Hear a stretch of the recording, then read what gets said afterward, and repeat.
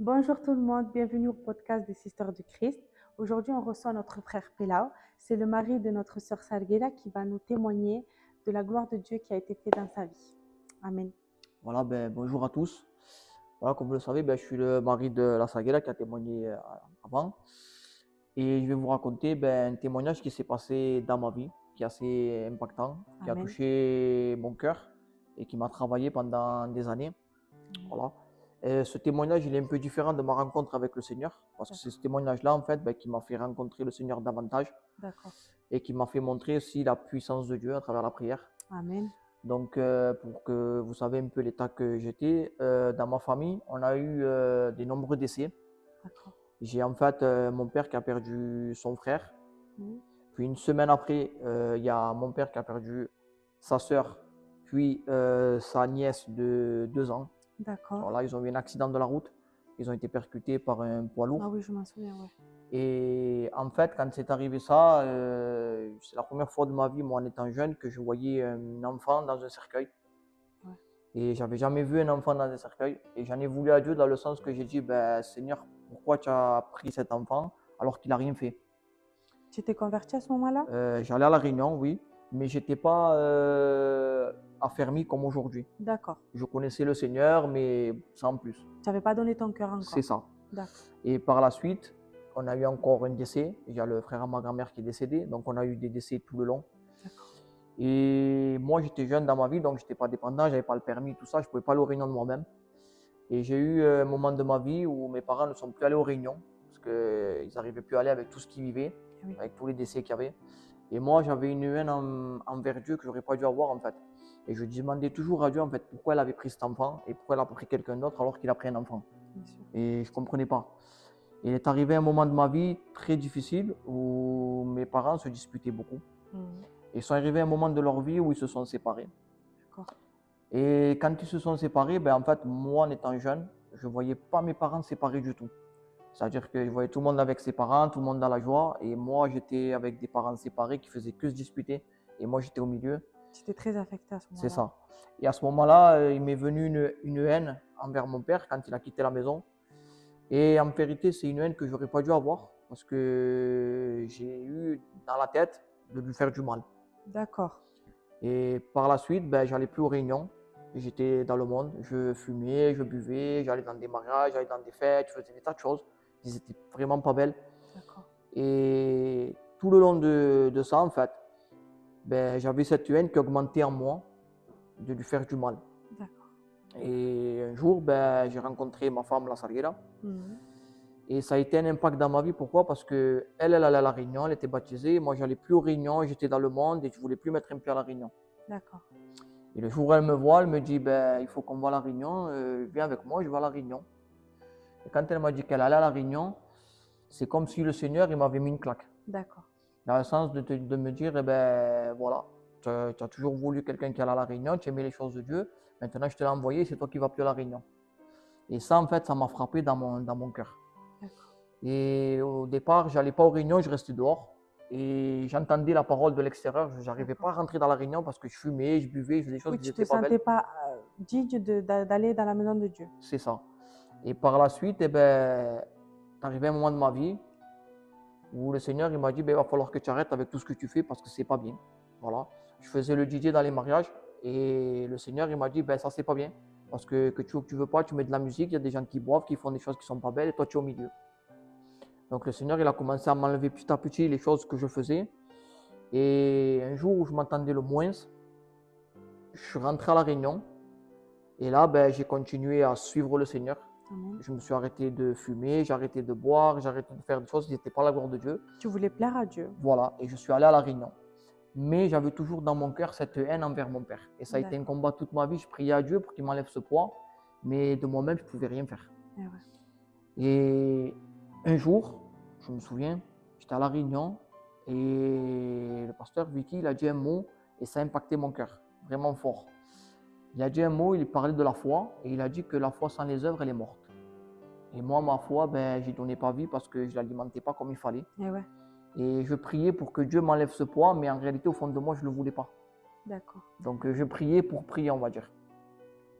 Et par la suite, avec ma femme, on a eu des difficultés pour avoir un enfant. Ouais. Par la grâce de Dieu, on a eu notre enfant. Amen. Gloire à Dieu. Et tout le long de ma situation, Dieu il m'a formé dans la prière, dans le sens que je priais pour enlever ce poids. Et le jour où je me suis attendu le moins, Dieu il a mis sa main, il m'a enlevé ce poids. Amen. Et j'ai plus de rancœur avec mon père, et j'ai plus de haine.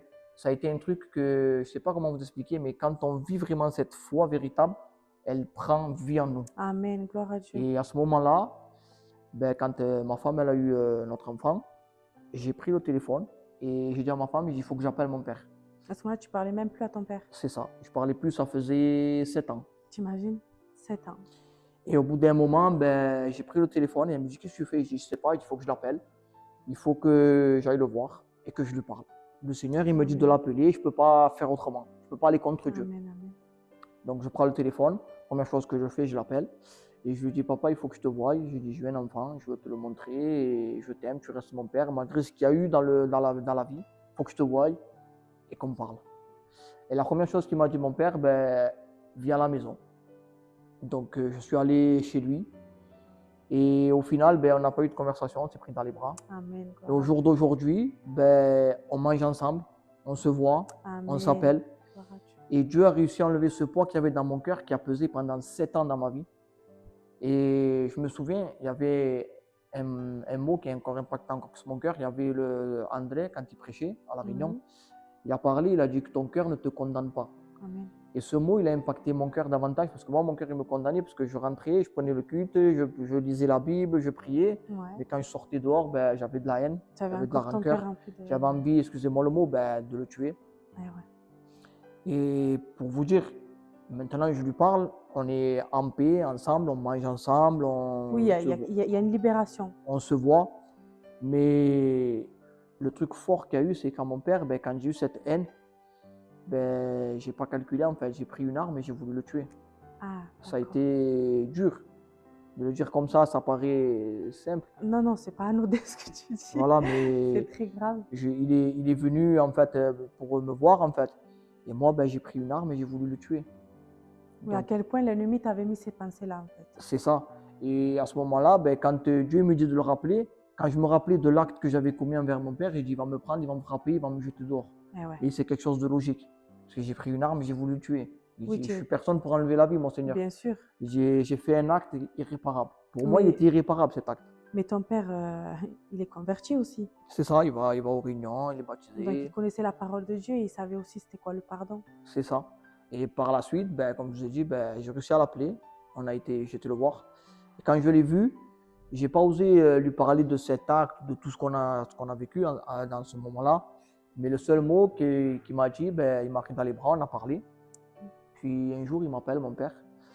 Et il me dit, je te l'ai jamais dit, mais je t'aime. Oh. Et ce mot, en fait, ben, il m'a fait pleurer parce que je dis, qu'est-ce qui t'arrive? Tu vas mourir, il va t'arriver quelque chose.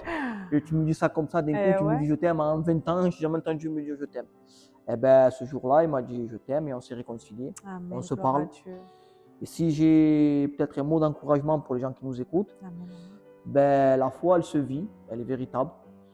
Et les œuvres, ben, ce n'est pas ce qu'on peut faire de bien ou qu'on peut faire quelque chose comme ça. Ça s'alimente par la prière. Amen. Et on a besoin de vivre cette foi véritable à travers la prière, à travers la consacration.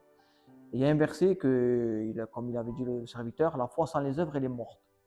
Et moi, je ne mettais pas des œuvres à ma foi pour lui donner vie. Amen. Et la foi, c'est la démonstration de celle qu'on ne voit pas.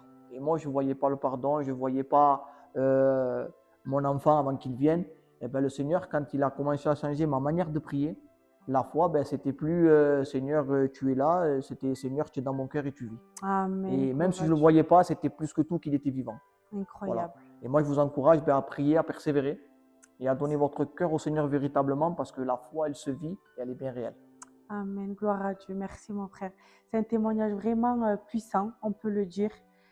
Vous vous rendez compte qu'il est parti jusqu'à menacer son père avec une arme? C'est grave, mais c'était peut-être permis de Dieu pour que justement il donne réellement son cœur à Dieu. Je donne grâce parce que ce témoignage me touche, en vérité. Merci Seigneur. Parce qu'il y a des âmes qui viennent à la réunion, qui prient, comme il disait, qui prient, qui prennent leur culte, etc. et qui ne sont pas réellement dans la présence de Dieu et de dire Seigneur, il a changé ma vie. Non, il y a des personnes encore comme ça, malheureusement. Mais comme il a dit mon frère, on vous invite à vivre cette foi. Cette foi, elle est simple, cette foi. On donne son cœur à Dieu, on ouvre son cœur à Dieu et on crie vers Dieu. Car le malheureux crie, l'Éternel l'entend. Et je vous dis que Dieu vous bénisse. Oui.